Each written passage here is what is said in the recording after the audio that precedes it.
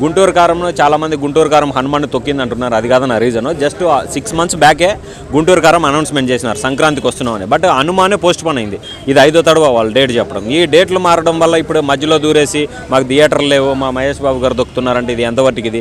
గుంటూరు కారం ఒకటే డేట్ చెప్పారు. అదే డేట్కి ట్రైలర్ ఏమన్నా కొంచెం లేట్ అయ్యి ఉండొచ్చు కానీ బట్ సినిమా మాత్రం రిలీజ్ ఆ డేట్కే వస్తుంది. ఇది ఎవరు తొక్కలేదనమాట. వాళ్ళ మధ్యలో సినిమా వేసుకొని మాకు థియేటర్ లేవంటే దాన్ని ఎవరైనా చేసేయకుండా అనమాట. ఎందుకంటే నార్త్లో 1500 థియేటర్లు వాళ్ళకి దొరికాయి.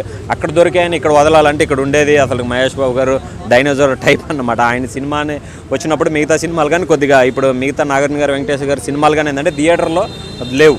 థియేటర్లు అన్నీ బుక్ అయిపోయినాయి. ఎక్కువ గుంటూరు కారంగా ప్రిఫరెన్స్ ఇస్తున్నారు. అందులో ఇప్పుడే గవర్నమెంట్ కానీ ఇష్యూ చేసింది 22 థియేటర్లో ఇది fan show benefit show night 1 గంటకనే. ఇంకా సినిమా హిట్ అయిందంటే కంటిన్యూస్గా గుంటూరు కారంకే బజ్ ఎక్కువగా ఉంది. ఎన్ని కోట్లు అంటే నేను ఎక్స్పెక్ట్ చేసిన నేను ఒక 300 నుంచి 400 అనుకున్నాను. బట్ ఏంటంటే ఈ ట్రైలరు నిన్న 24 hours తర్వాత 4 కోట్లు పోయింది వ్యూస్. ఇంకా ట్రెండ్ అవుతూ ఉందన్నమాట. దేవరా కూడా వచ్చింది. దేవరా వచ్చినా కానీ ఏంటంటే గుంటూరు కారం దాని ట్రాక్లో వెళ్ళిపోతూనే ఉందన్నమాట.